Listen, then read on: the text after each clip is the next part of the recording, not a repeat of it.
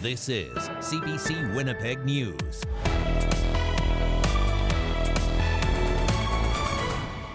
Good evening. Thank you for joining us. Some Winnipeggers are warning others to be on the lookout for contractors offering deals too good to be true. One senior says she's out thousands of dollars after being promised a great deal on a new driveway. She says it was left in worse condition than before. CBC's Gavin Axelrod has more. Donna Prima's driveway looks like someone has recently done an art project on it. But that's no art project. It's concrete from a fix she paid $3,000 in cash for. Prima was approached weeks ago by a man who said he was doing work in the area. He said his company could make her driveway good as new. Prima says she told him she usually looks at company reviews first, but he says you don't have to do that. Everything's going to be nice and cleaned and painted, and it's going to look really nice. New driveway. No such luck. Very upset. Very mad. Ever since she gave him the cash, her calls have gone unanswered, and a police report's been filed. The workers worked on the driveway for half a day. The company identified itself as Tip Top Paving. CBC News called several times, no answer. Email bounced back. They aren't listed in the Manitoba company's office either. The Better Business Bureau says incidents like these are rising in Manitoba and say contractors will purposely do poor jobs or no work at all under the guise of offering a must-have deal for cash. But that urgency also takes away from the consumer's time to go do any fact-checking. And a longtime estimator for a local paving company says as far as he knows, businesses in the sector don't go door to door looking for work. Legitimate companies do not pressure you into immediate decisions. They need to be very cautious of doorstep pitches and offers for immediate services at discounted rates or prices. The Winnipeg Police Service says its financial crimes unit is investigating reports of similar incidents. And Prima says she hopes others don't fall for the same scheme and plans to fix her driveway for real in the near future. Gavin Axelrod, CBC News, Winnipeg. Under a new federal policy, civil servants will be required to spend at least 3 days a week in the office. It's an effort to move away from the remote work model introduced during the pandemic. Meanwhile, some Manitoba Crown corporations have also introduced a hybrid work model. As CBC's Mike Arsenault explains, bringing workers back to the office can be good for local business. Burgers and fries is what Bruce Smets knows best. The owner of White Star Diner has been serving up customers in Winnipeg's downtown for 16 years. But the business isn't always booming because his customers aren't always in the area. Your main business downtown is the office workers. If the office workers aren't coming down to work, then you've lost all of your customers. During the pandemic, employees from multiple sectors worked from home. When the pandemic came to an end, working remote or in a hybrid model became normalized. More and more offices have been going back, but it's all a hybrid of 2 or 3 days a week. So we can count on business here to be quite good on the days that the office workers are in, but on the days that they're not, we know that it's going to be slow. Starting September 9th, a new policy will require federal civil servants to return to work in office 3 days a week. In Manitoba, some Crown corporations, like Manitoba Hydro, already switched to a hybrid model. Hydro's media relations officer, Peter Chura, says it's been in place since June of 2022. Really pleased with the results. It strikes the balance between flexibility for the employees and meets the needs of the business. So I don't see any changes coming anytime soon. Chura says 20% of their 1,800 employees are in the office 5 days a week. MPI is another Crown corporation that implemented a hybrid work model. In a statement to CBC, MPI said in part, earlier this year, MPI introduced a hybrid work program for all staff.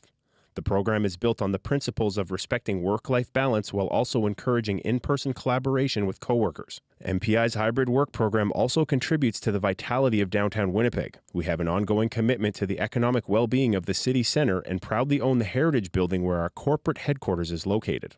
Our business over the last 8 months has really improved. Like, it's gotten much better, but I don't think it'll ever be back to what it was before. So, but we're profitable and making money. Stats from Downtown Winnipeg Biz show a 23.5% increase in downtown visitors for the second quarter of 2024 compared to 2023. Mike Arsenault, CBC News, Winnipeg. Shared Health tells CBC it also updated its hybrid work policy in the spring, and soon most staff will be required to spend 50% of their work time in its downtown offices. No word yet on when that policy will come into effect. A Manitoba farmer says she's glad the major rail work stoppage is over. Canadian Pacific Kansas City trains began moving again last night ahead of a federal labor board deadline. The board ordered thousands of CN and CPKC rail employees back to work. They walked off the job last week, grinding shipments across the country to a halt. Employees are demanding better working conditions. The union that represents them is vowing to fight the decision in court, but says it will comply.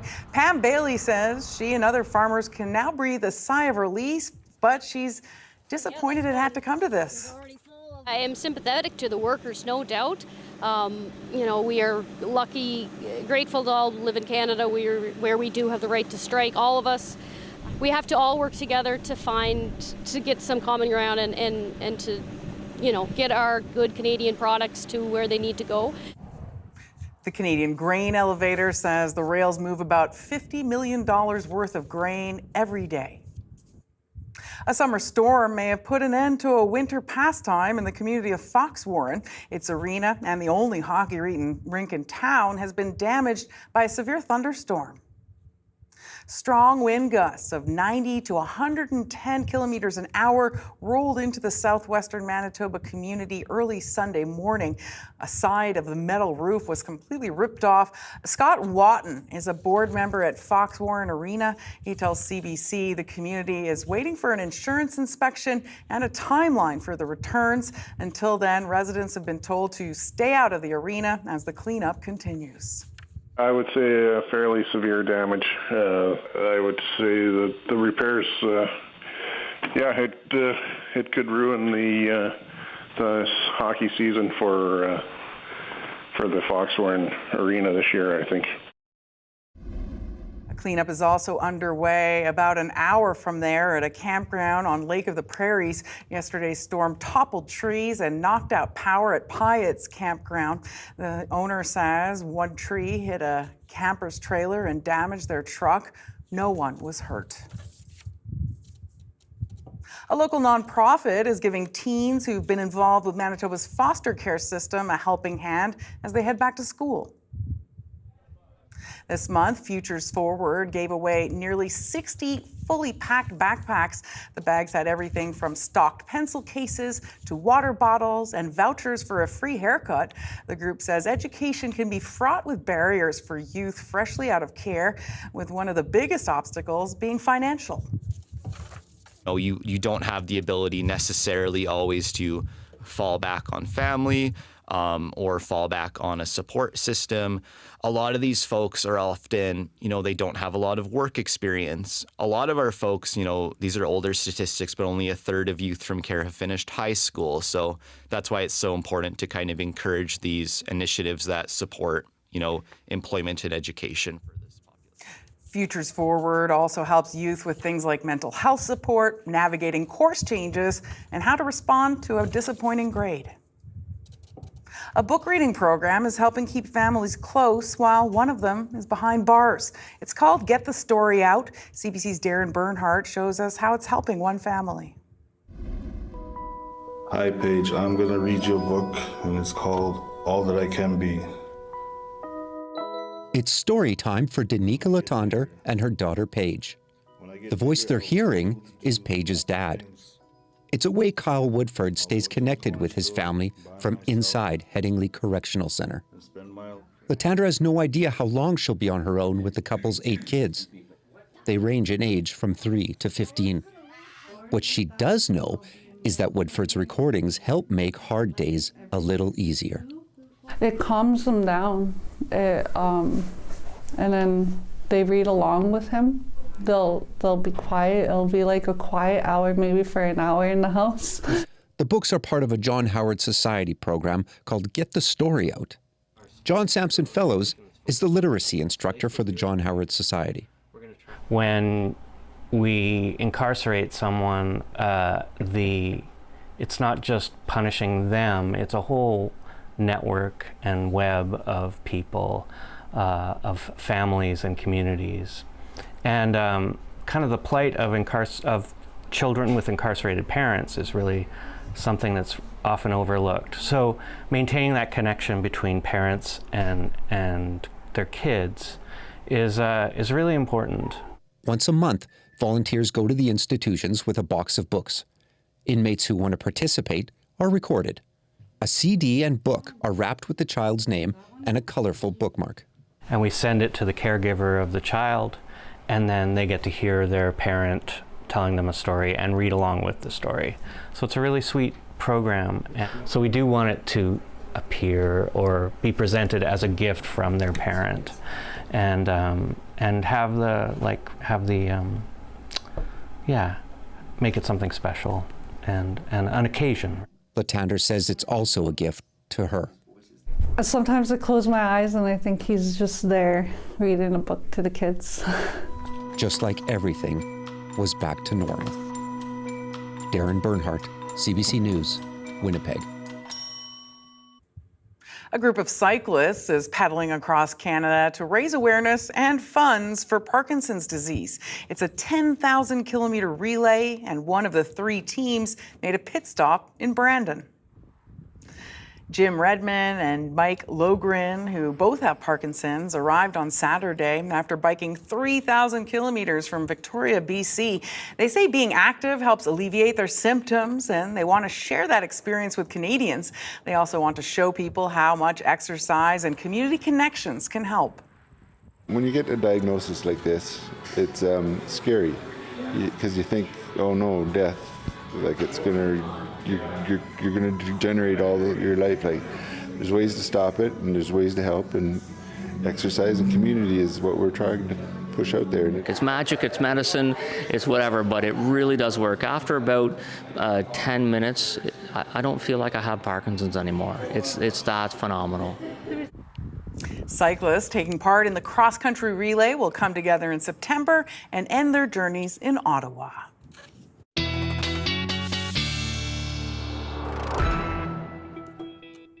Time now for a look at the weather as we bring up our weather map. Taking a look at current conditions, well, you can see some clouds have moved into southeastern Manitoba, as well as a little band of showers that's headed towards Kenora. A bit of cloud cover up around Churchill as well. Taking a look at the temperatures right now in Churchill, 10 degrees, Lynn Lake 18. For Dauphin and Brandon, both at 22 right now. Portage la Prairie, Morden, Winnipeg, all at 19. We've got 19 degrees in Steinbach and 22 in Kenora. Looking ahead to this evening, well, that cloud cover is still there at first, but it's going to move out to Ontario, as is the north. And we're looking at a pretty clear start to your day tomorrow. As well, that band of showers, though, well, a little band of showers will move into Ontario on Wednesday. Looking at the conditions for tomorrow, 13 degrees and sunny in the morning, cloudy and 18 around lunchtime. Later in the day, cloudy and 20 to 20 degrees.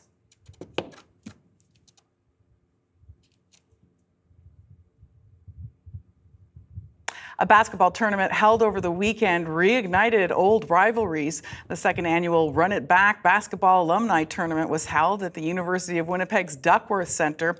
The event saw 21 teams of former high school players from all over the city, some dating back as far as 2004. They were divided into 3 leagues: ladies, all-time, which was made up of rec league players, and legends, which include those who went on to play professionally or at the college level. CBC's Jim Agapito was there.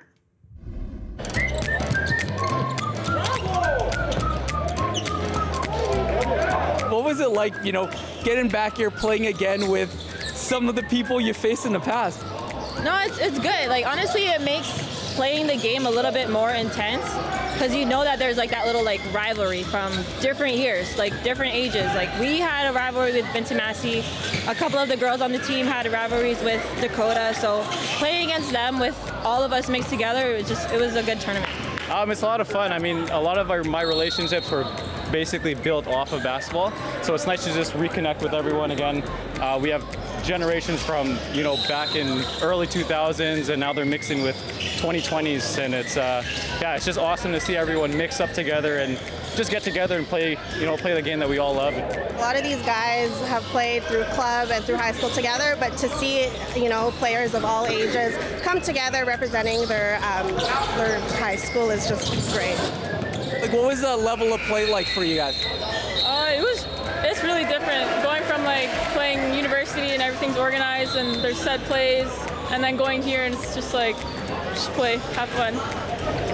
It was great when you think about the basketball community in the city, just bringing a unique experience year after year where you can bring people graduated 20 years ago with people graduated last year. It's just an experience that we've never seen in the city. And then just, again, bringing all the support from friends and family into the sport of basketball is just great to see.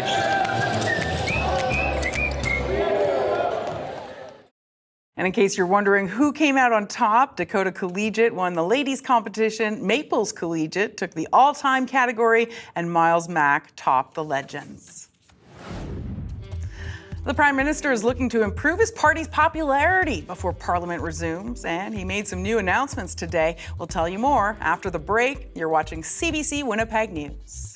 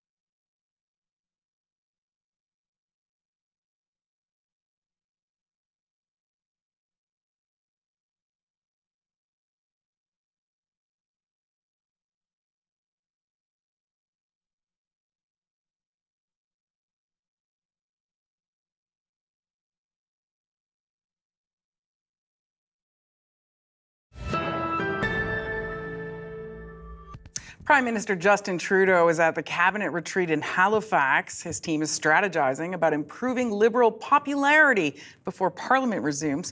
Trudeau also made some new announcements today. CBC's Ashley Burke has the latest. The Prime Minister and his cabinet are under pressure to show they can change and win back the public's trust. The challenges we're facing are real. And we're not the only country facing these challenges, but we have to be better at it to make sure that we're delivering results, period. After a year of the worst polling that Justin Trudeau has ever seen since becoming leader, he announced new initiatives on the first full day of this retreat. I'm focused on making sure we're delivering. Cracking down on a massive influx of temporary foreign workers that experts say fueled unemployment among immigrants and young people. We are taking action. We are tightening the rules and restricting eligibility to reduce the number of low-wage temporary foreign workers in Canada, with exceptions in certain industries like healthcare, construction, and food security. And taking aim at China for flooding the Canadian market with heavily subsidized electric vehicles. Now new punitive tariffs are coming in line with the U.S. Chinese policy of oversupply and overcapacity built on. You know what it's built on? It is built on abysmal labor standards, and it is built on abysmal environmental standards. The announcement's an attempt to turn the page from ongoing questions about Trudeau's leadership. He said he'll stay on, but the Conservatives say a change in government is what's needed. After 9 years and multiple cabinet retreats, life is still going to be unaffordable in Canada, even after this one. Some members of Liberal caucus are also hoping that this cabinet meeting leads to a major reset for the party, including a big cabinet shuffle. But so far, there are no signs of that happening. Ashley Burke, CBC News, Halifax. Israel has struck again today in Lebanon. It follows heavy exchanges of fire between Israel and Hezbollah over the weekend. Tensions in the region remain high, but as Satra Petrosic reports, there are signs of a possible de-escalation. Israel carried out an airstrike in southern Lebanon today, going after a Hamas militant. But it's nothing compared to what happened over the weekend when Israel launched more than 100 jets, which hit all kinds of rocket launch sites in southern Lebanon. They thwarted what was going to be an attack of more than 1,000 rockets by Hezbollah on Israel, going down as far as Tel Aviv. This is unusual, and it would have been the largest single attack since the war in Gaza began. The question now here is, will Hezbollah launch new attacks against northern Israel? Because yesterday they described what was happening as phase 1. We will assess the outcome of the enemy's concealment of today's events. If the result is satisfactory and it achieves the intended goal, we will consider the response process to the assassination of Fuad Shukr complete. If it falls short in our view, we will reserve the right to respond at a later time. Now, the fact that both sides consider it a victory is actually seen as a good thing. It means that it's less likely that either will want retribution or revenge, and therefore there's less of a chance of the same kind of fighting to break out all over again. Many say that the only way that there will be an actual solution to this is if there's a ceasefire deal for Gaza between Israel and Hamas. It is incumbent on all parties in the region to work towards de-escalation and stability. And so we are feverishly working in Cairo as we speak with our team and the teams of the other mediators, as well as with the Israelis, to get to a ceasefire and hostage deal. So this is what we're seeing happening on the ground, and all of the rest of this is actually attempting to either fix it, to come up with a ceasefire that ends all of this, or for one side or the other to prevail. Sasha Petrosic, CBC News, Jerusalem. Well, Manitobans can take in the upcoming long weekend at a provincial park for free. Vehicle permits won't be needed over the Labor Day long weekend. After the break, we'll have another look at the forecast so you can start making plans. We'll be right back.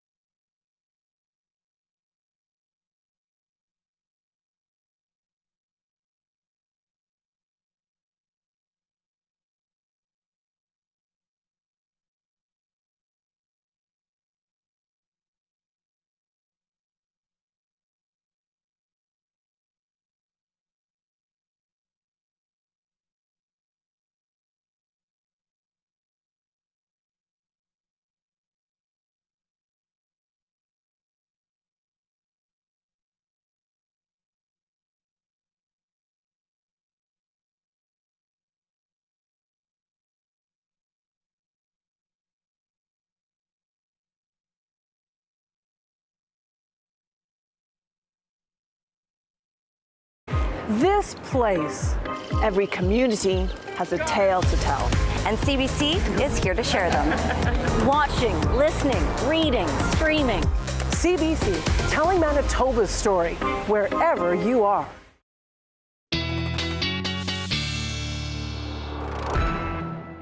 Well, here's another look at the forecast, the 5-day. Well, we got a high of 21 expected tomorrow, 24 on Wednesday, and then a little precipitation coming on Thursday.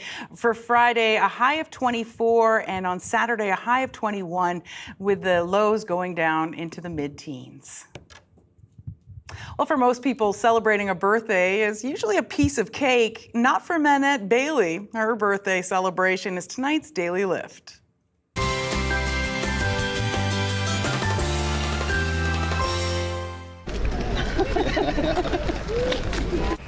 The British woman decided to set a high goal for turning 102 years old. It meant jumping out of a plane from 7,000 feet to become Britain's oldest skydiver. She's using the jump to raise money for charity. Bailey served with the Women's Royal Navy Service during the Second World War, but this was her first time skydiving. Looks like a pretty good landing there, too. That's our show for tonight. Hope you have a great evening.